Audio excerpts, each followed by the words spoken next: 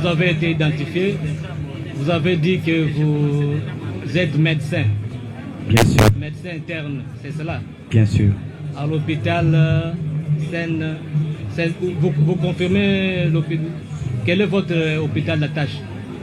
Hôpital général de référence de Kinkole. Hôpital général de référence de Kinkole. Bien sûr. Est-ce que étiez-vous des services en date du 23 mars 2026? J'affirme. Reconnaissez-vous avoir reçu la patiente Dorcas? Exactement. Pouvez-vous dire au tribunal votre réaction par rapport aux faits qui vous sont reprochés par le ministère public au regard de votre comportement en rapport avec Dorcas? Merci beaucoup. Je pense que le président ou le jury peut me croire en âme et conscience, et j'ai aussi foi en vous. À travers ma narration, vous pourriez déjà comprendre que les griefs qui me sont attachés ne concordent pas avec ce qui s'est passé. Alors, je demanderai peut-être au président de le relire pour que cela me donne bien l'idée de bien répondre. Regardez, Monsieur David, ici nous voudrions seulement connaître ce qui s'est passé réellement entre vous et Madame Dorcas. Parce que le ministère public a dit, le ministère public dans le résumé des faits, a dit qu'il vous poursuivait pour torture sur Madame Dorcas Mouya. Il vous poursuivait également pour atteinte à sa vie, pour coups de blessures volontaires lui administrés, ainsi que pour coups de blessures aggravées que vous lui avez administrés. Qu'est-ce qui s'est passé? Tentative de meurtre. Qu'est-ce qui s'est passé réellement à cette date du 23 mars 2026 à l'hôpital général de référence de Kinkole? Qu'est-ce qui s'est passé réellement? Merci beaucoup. Par rapport au fait qu'on vous reproche, vous pouvez nous dire ce qui s'est passé? Je pense que ici présent, il n'y a personne d'autre que moi qui était là lorsque les faits se sont passés. Et je crois que vous me croirez sur ma narration. Étant médecin programmé de garde en date du 23 allant jusqu'au 24, après avoir pris le service en main en échange avec l'équipe qui devait partir, je trouvais la parturiente dénommée Dorcas Mouya sur le lit de travail dans la salle de travail. Et j'ai reçu de l'infirmière ou bien de la sage-femme qui l'a surveillée les récits suivants. Voici cette dame qui est venue pour s'accoucher, qui est en travail, mais qui est non collaborante parce que tout ce qu'on lui donne comme consigne à suivre, elle fait le contraire. Et vous savez les conséquences qui en découlent. Sur ce, je me suis permis de prodiguer conseil à notre parturiente. Et la parturiente m'a rassuré qu'elle a écouté ce que je lui ai prodigué comme conseil. Alors, je me suis déplacé parce que le travail, l'accouchement revient à la sage-femme. Et moi, je peux intervenir qu'en cas d'appel. Après que l'accouchement a eu lieu, la sage-femme a constaté qu'il y avait des dégâts dus à la non-collaboration de l'accouchée. Et quand elle a essayé d'intervenir, premièrement en administrant l'oxytocin, qui est l'hormone nécessaire après l'accouchement, contribuant à l'arrêt de l'hémorragie naturelle. Je vais d'abord dire une hémorragie physiologique. La dame n'avait pas accepté. Et ça, c'était déjà une erreur grave de la part de la dame. parce que cela pouvait conduire à des dégâts.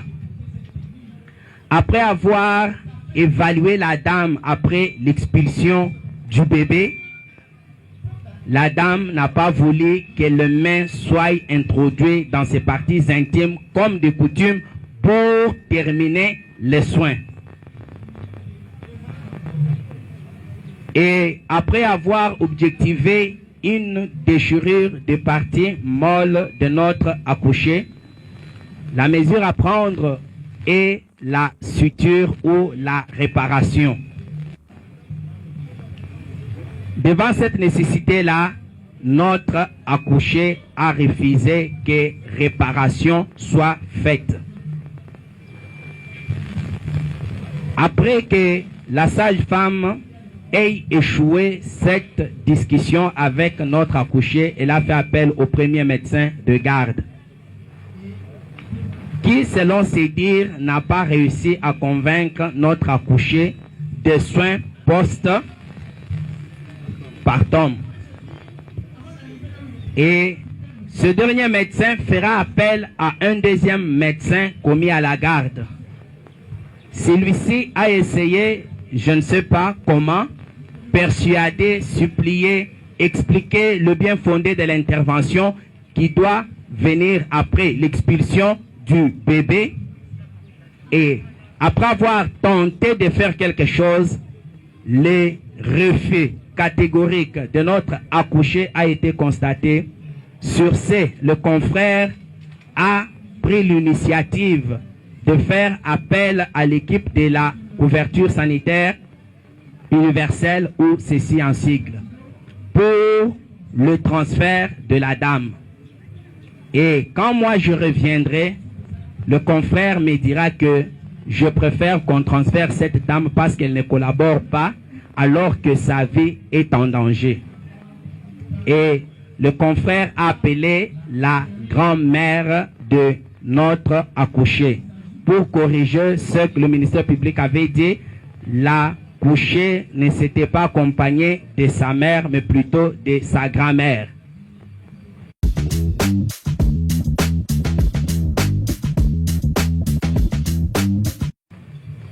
Et le confrère lui a expliqué le fait pour dire: nous allons transférer votre petite fille à cause de son refus de collaborer ou de nous permettre de l'aider alors qu'elle court le danger. Alors, le confrère profitera pour dire: docteur, toi tu l'avais convaincu un peu avant, est-ce que tu ne peux pas tenter? C'est là que je dirais, premièrement, je ne souhaite pas qu'on la transfère parce que nous sommes un hôpital général de référence. C'est à nous de recevoir le transfert, et si ça nous dépasse, nous pouvons référer à un hôpital secondaire ou tertiaire ou primaire. Mais laissez-moi d'abord tenter. J'entrerai dans la salle où l'accouchement a eu lieu et je trouverai la dame ou l'accouché sur les lits. Bien sûr, après l'accouchement, il y a un saignement normal d'environ 500 millilitres, c'est permis. C'est quand on va déjà au-delà que ça devient un problème. Alors, l'accouché me dira: docteur, toi tu peux venir me traiter, mais qu'aucun de tes collègues ne me touche. Qu'aucun de ce stagiaire ou infirmier ou sage-femme ne s'approche de moi. J'ai dit: ok, il n'y a pas de problème, je commence avec toi. Je crois qu'on peut finir avec toi. Alors, quel est le problème? Ils m'ont exposé le problème là-bas où l'accouché ne veut pas qu'on puisse l'aider pour suivre les soins qui avaient déjà commencé. Sur ce, je lui expliquerai le bien fondé de la poursuite de ces soins et le danger pourri en cas de refus. La dame me dira: toi, tu peux le faire. Je suis médecin. Les autres plaident avec leurs documents. Moi, mes documents ou mes outils, à part la science que je détiens, ce sont les instruments. Devant une femme qui a accouché, qui a connu la déchirure de ce parti molle. La science nous dit ceci. Si on ne procède pas à la suture de ces déchirures-là, l'hémorragie ne tarira jamais, quelles que soient les autres méthodes que l'on peut utiliser. Même si cette hémorragie-là est normale. S'il vous plaît, docteur, ce n'est pas pour vous interrompre, hein? Merci. Mais c'est pour avoir quelques précisions. Lorsque vous avez appris que Madame Dorcas refusait de collaborer avec le staff médical et que vous avez pris les choses en main, qu'est-ce qui s'est passé? Vous êtes allé prier avec elle? Est-ce que vous l'avez appelée quelque part ou vous êtes allé vers elle, vous lui avez parlé tendrement? Ce qui s'est passé réellement, c'est quoi? Est-ce que vous reconnaissez en des termes clairs lui avoir administré des petits coups, des petits... Non, je ne suis pas encore là. Non, mais nous, ici, on risque de vous laisser... Nous avons besoin des éléments précis. Pour que j'arrive au grief, je dois narrer les choses telles qu'elles se sont déroulées. Vous reviendrez après, même dans votre plaidoirie. S'il vous plaît, maître, laissez le tribunal. Qu'est-ce qui s'est passé lorsque vous avez appris que Madame Dorcas refusait de collaborer avec le staff médical? Les relations avec elle étaient cordiales, vous avez donné un petit coup, vous avez donné des paroles, des paroles gentilles. Ça s'est passé comment? Merci, s'il vous plaît. Maître, vous l'assistez, attendez. Merci. Je crois que je ne veux pas vous prêter intention, mais vous voulez peut-être que je précipite la narration. Ce n'est pas précipité, c'est l'instruction. Hein? L'instruction, c'est une question de... C'est un jeu, une étape de question-réponse. Vous aurez le temps de développer tout ce que vous dites là. Mais pour l'instant, nous avons besoin des éléments précis. Hein? Bien sûr. Ce qui s'est réellement passé entre vous et bien elle, sûr, après avoir appris qu'il y avait refus de collaboration. J'ai fait ce qui s'est fait normalement. C'est quoi ce qui s'est fait normalement? C'est essayer de collaborer avec l'accouché, oui, et en cas de refus, lui expliquer le danger qu'elle court en refusant ce qu'on veut faire, oui, et lui montrer combien cela n'est pas traumatique si parfois elle a peur qu'elle comprenne que ça ne va rien lui faire. C'est ce qui a été fait et elle a semblé croire et c'est pourquoi elle m'a autorisé de la toucher. Ok, mais lorsque la mère de la victime, oui, déclare que vous lui avez administré des coups, que vous n'avez pas travaillé de manière professionnelle. Je ne reconnais pas cela, Monsieur le Président. Est-ce que vous reconnaissez lui avoir administré les coups pendant qu'elle était sur les lignes? Comment parachuterais-je par cela si je ne vous dis pas ce qui s'est passé pour que j'arrive à lui administrer les coups? Non, attendez, essayez de collaborer avec nous, hein, c'est-à-dire de répondre aux questions que le tribunal vous pose. Est-ce que vous reconnaissez lui avoir donné même une fois, même deux fois, ou ne lui avoir pas donné de coups? Comment ça s'est passé cette collaboration entre vous et Madame Dorcas? Si vous me donnez quelques minutes, je vais répondre à votre question sans problème. Vous avez la parole. Mais répondez aux questions comme vous... Non, ne vous laissez pas intimider. Non, non. Vous parlez avec les tribunaux. Je sais que... Nos clients donnent une note élevée à Remitly. Testez l'application Remitly, envoyez de l'argent dans le monde entier dès aujourd'hui.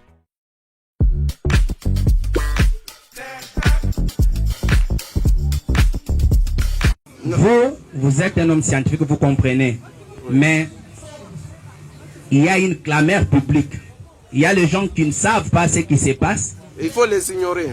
Qu'est-ce qui s'est passé? Il faut ignorer ce qui s'est passé. Voilà ce qui s'est passé. Oui. J'ai expliqué à la dame les biens fondés et les dangers courus au cas du refus de l'assistance que nous devons lui apporter gratuitement en âme et conscience parce que nous pratiquons la couverture sanitaire universelle. Les soins maternels sont gratuits. Oui. Et alors, comment, après lui avoir expliqué qu'est-ce qui s'est passé, elle m'a permis de travailler. Okay. Et en cas de déchirure, nous avons ce que nous appelons un écartère de doyen. C'est un écartère très nécessaire qui nous permet de visualiser l'origine de l'hémorragie. Sans cet écartère-là, vous travaillez aveuglement. Je lui ai expliqué que tu vois ça, ça va me permettre de visualiser d'où vient l'hémorragie. La dame me dira, je lui ai dit, Un gros bébé vient de franchir cette voie. L'Ibende, c'est un petit rien, bien limé, c'est pas tranchant, comme le ministère l'a dit. C'est ce qui a été conçu par les scientifiques pour nous permettre de bien faire ce travail-là. Elle a refusé. J'ai dit, ok, pas de quoi. Est-ce que tu peux permettre qu'à la place de le carter, j'utilise mes deux doigts, bien que cela ne me permettra pas, mais pour ne pas te faire mal, la dame dira oui. Or, ça, c'est un danger que moi, j'ai couru. Parce que là, à l'intérieur, quand vous suturez, vous risquez de vous piquer vous-même. Je le fais. Alors, le col utérin, d'où venait l'hémorragie, étant un organe interne, je ne peux pas aller le suturer si je ne le rapproche pas à la portée de ma vie. Je lui ai demandé, je vais utiliser cette pince en cœur pour approcher le col utérin afin de voir d'où vient l'hémorragie et de bien l'arrêter. Docteur, pas ça. Je dis non, madame, tu m'as dit que je peux t'aider et tu m'as permis de faire ce que je fais. Laisse-moi continuer. Et moi, je travaille avec les matériels qui sont stériles. Mes mains sont gantées de gants stériles. Il n'est pas permis à une tierce personne de les toucher ou de s'approcher brutalement de moi. À ma grande surprise, après avoir collaboré bien avec notre accouchée, pendant que j'amène les mains, elle prend ses mains sales par rapport aux miennes qui sont propres et pures et les repousse. Et quand j'approche avec la pince, elle saisit avec ses mains souillées de sang et repousse ma pince. Je dis, madame, tu ne comprends pas les dangers que tu cours. L'infection peut en suivre. Et je ne suis pas devant une petite déchirure. Je suis devant une déchirure qui, sans ce que je vais faire, rien ne peut arrêter l'hémorragie et le danger que tu vas mourir. Mais toi, tu ne le comprends pas. Or, si tu mourais, nous serons jugés par d'abord l'hôpital, puis par l'État, parce que le président, en introduisant la couverture sanitaire universelle, l'objectif, c'est d'éviter premièrement le décès maternel. C'est ce qui est grave. Alors, là, je suis déjà dans les détails. D'abord, la dame a posé des actes qui ne sont pas permis d'être posés. J'ai dit, d'accord, mais est-ce que tu peux me permettre d'être assisté par l'équipe stagiaire qui est ici? Il dit, non. Mais je ne peux pas travailler seul sans l'assistance. Et j'étais devant un dilemme et j'ai pu expliquer de toutes les manières, mais on dirait que la personne ne comprenait pas les bien fondés de mon intervention. Okay. Et en posant des gestes agressifs vis-à-vis de moi, j'appelle ça agressif. Je lui ai dit, je ne sais pas quoi faire devant ça, mais je comprends pourquoi les autres t'ont abandonné. Je fais appel à sa grand-mère qui est venue, qui a parlé. C'est le comportement avec cette fille, elle parle sans cesse. Elle réplique à n'importe qui, à n'importe quoi, au lieu de s'intéresser à moi, le médecin. Au point même de fermer la bouche à sa grand-mère, de Kolongolaye. Les autres parturiantes qui étaient là ont intervenu en disant, depuis 16 heures tu es là. Yomo konde ozamwasi akobota, biso pe toye pona tobota. Ndenge nini yo a privatisé, donc yomo ko simbi ba médecin, biso bakota la biso quand. Et là j'ai à peu près 6 femmes en travail aussi, avec 2 lits. Bon. Et une à la porte en train de pleurer. Malgré l'intervention de celles qui les avaient accompagnées, d'elle-même qui pleurait aussi qu'on mette d'abord son cas à côté, qu'on les voie, elle n'a pas compris. J'ai envoyé appeler notre service de sécurité de l'hôpital, les JR.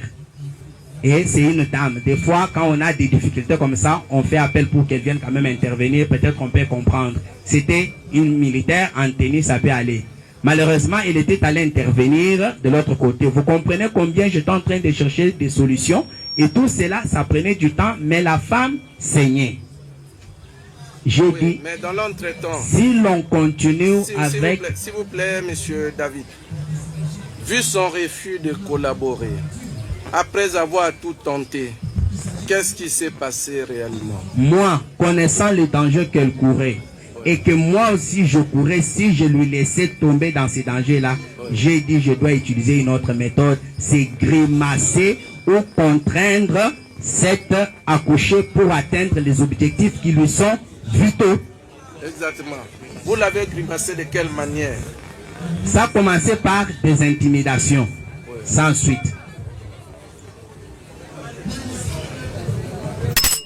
Silence, s'il vous plaît, silence. Et puis, on avait demandé à tout le monde de descendre. Comment vous vous retrouvez là-bas? Sécurité, faites-moi descendre tous ceux qui sont là-bas s'ils ne sont pas avocats. Descendez, descendez. Descendez là-bas. Sécurité, policiers, faites descendre tout le monde. Faites descendre tout le monde. Faites descendre tout le monde. Que tout le monde descende.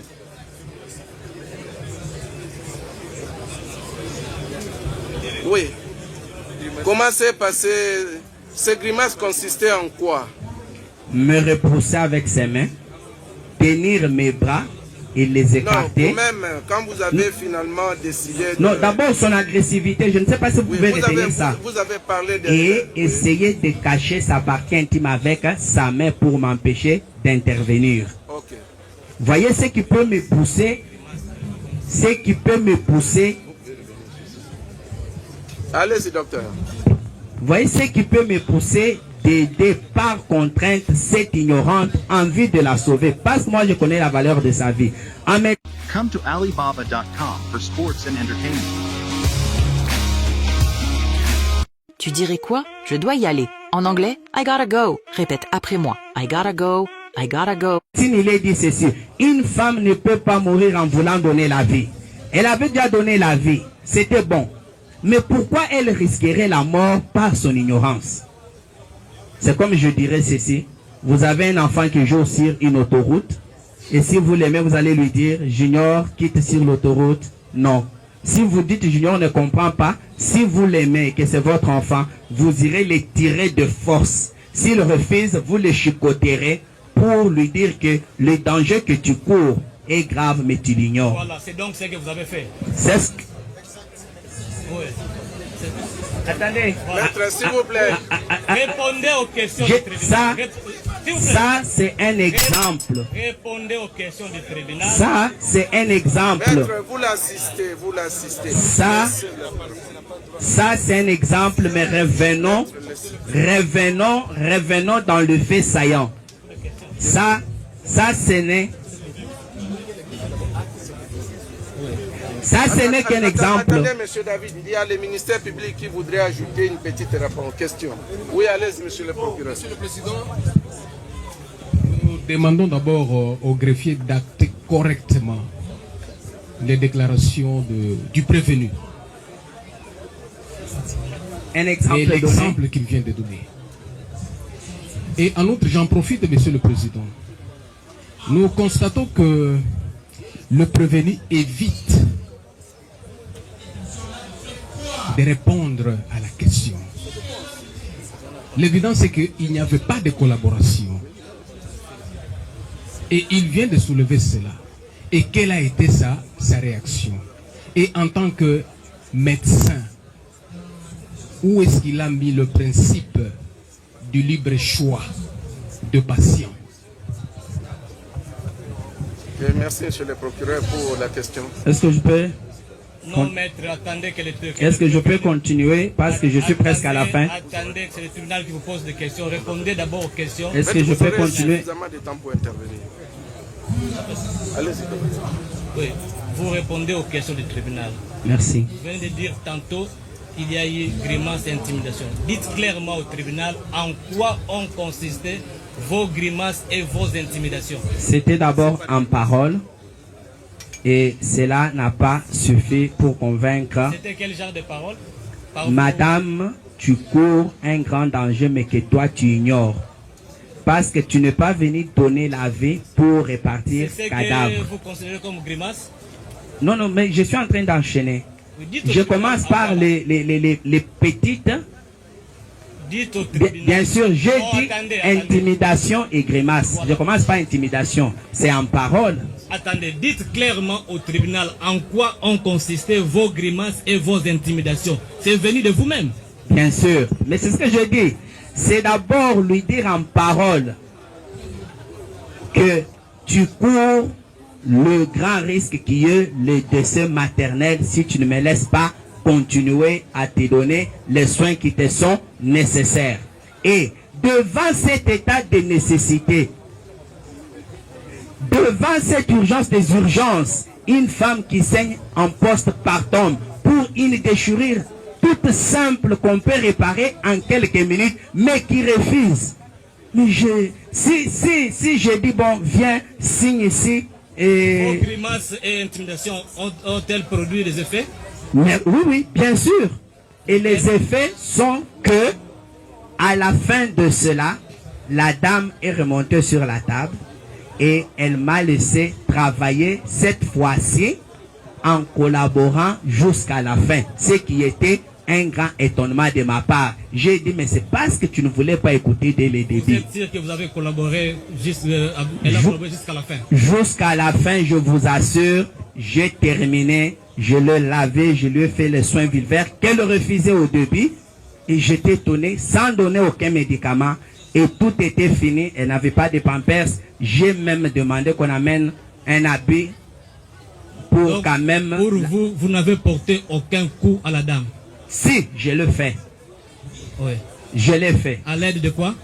À l'aide de mes mains et les pinces s'esquiver mais pas donner parce que je sais que les pinces c'est pas un instrument avec lequel on peut taper. Si vous visualisez ce qui se passe, je suis en train de grimacer mais pas taper si vous êtes vraiment très éveillé. Vous avez donné des coups. Saviez-vous que ces coups pouvaient porter des douleurs ou des traumatismes? Ça ne le pouvait pas parce que je sais avec quelle qu'est-ce que je dirais, intensité. Je sais quand je vais faire mal, quelle intensité utiliser, et quand je vais faire peur, quelle intensité utiliser. C'est que je voulais faire. Attendez, vous avez donné des coups, mais avec l'intention, c'était avec quelle intention avec ces coups que vous avez donné?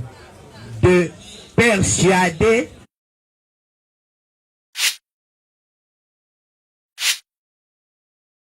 la parturiente a accepté ma proposition afin de sauver sa vie. Je n'avais pas d'autre choix après avoir épuisé tous les autres moyens devant une femme qui est congolaise.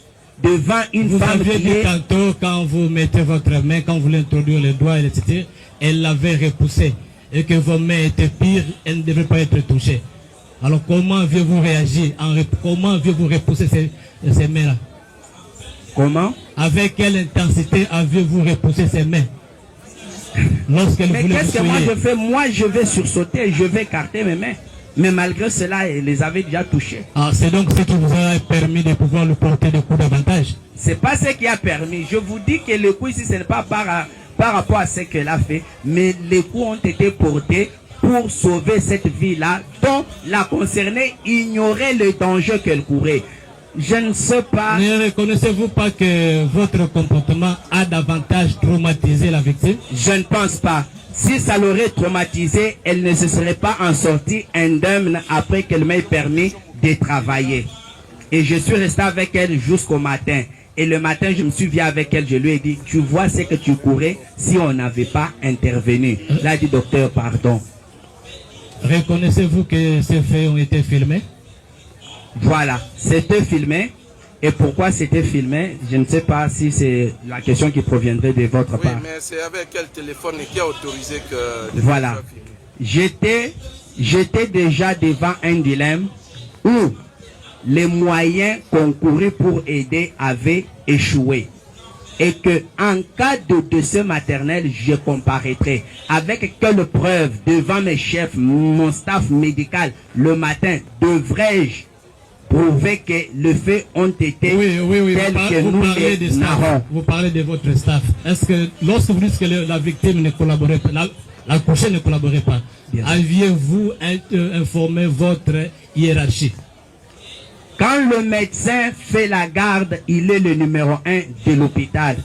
Et À ce moment-là, je ne peux pas appeler le médecin directeur ou le chef de staff chez lui à la maison en repos pour lui dire il y a une collaborante qui refuse ici, qu'est-ce que tu veux? Il va dire mais docteur, c'est toi qui es là. Qu'est-ce que lui fera en ce moment-là? C'est à moi de trouver moyen, méthode pour aboutir à une bonne fin qui est celle de sauver la vie. Retenez que malgré tout ce que vous avez vu se dérouler, la dame est sortie vivante.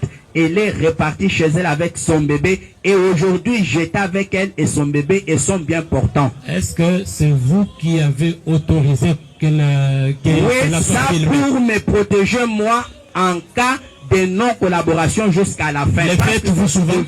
Arriver. Les faites-vous souvent? Non. Ça C'était la première fois? Bien sûr, c'est un cas spécial. Qu'est-ce qui vous a motivé réellement de pouvoir ordonner que la scène soit filmée? Pour me défendre devant ma hiérarchie, parce que de tels faits sont punis, pas seulement au niveau de l'hôpital, même au niveau de la présidence. Qui a filmé?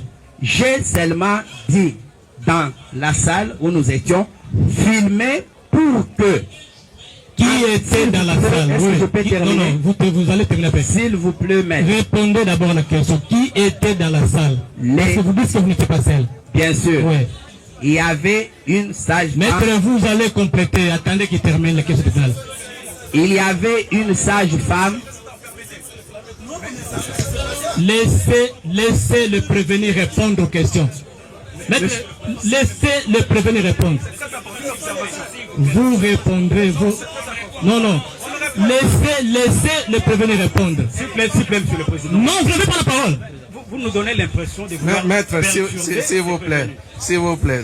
Posez des questions. Bon, gardons notre calme. Hein? Un instant. Messieurs les avocats. Maître, s'il vous plaît. Gardez votre calme. Hein? Le tribunal n'a pas l'intention de perturber ou d'intimider les prévenus. Nous voudrions seulement avoir sa version des faits. Vous comprenez? Monsieur David. Monsieur le Président, nous avons compris. Attendez, vous n'avez pas encore la parole. Monsieur David. Monsieur le Président. Ça va? Ça va? Vous n'êtes pas mais perturbé, seulement, non? je n'ai pas aimé le comportement. Non, nous sommes tous... ce sont des questions du tribunal. Hein? Parce que si vous ne me comprenez pas, vous croirez à toutes les narrations. Exact. Je vous ai dit en avant que de nous tous qui sommes ici, seuls, j'ai assisté à tout ce qui s'est passé. Vous, on vous a raconté. Alors croyez-moi en âme et conscience, parce que moi aussi je vous crois. Exactement. Bon, nous avons compris. Mais vous avez tout à l'heure dit que vous avez utilisé la première méthode qui consistait à grimacer la victime. Ce n'était pas ça la première. Disons, une méthode souple quoi, par des paroles. Bien sûr. Mais est-ce que vous êtes passé aux actes, c'est-à-dire aux actions? Après les paroles, il y avait des actions.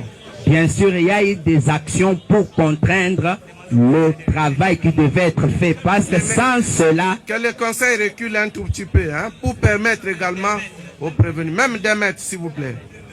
Parce que vous risquez même d'étouffer Monsieur David. Monsieur David. Monsieur le Président. Après les paroles, vous êtes passé aux actions ou aux actes? Monsieur le Président. Oui. Vous avez devant vous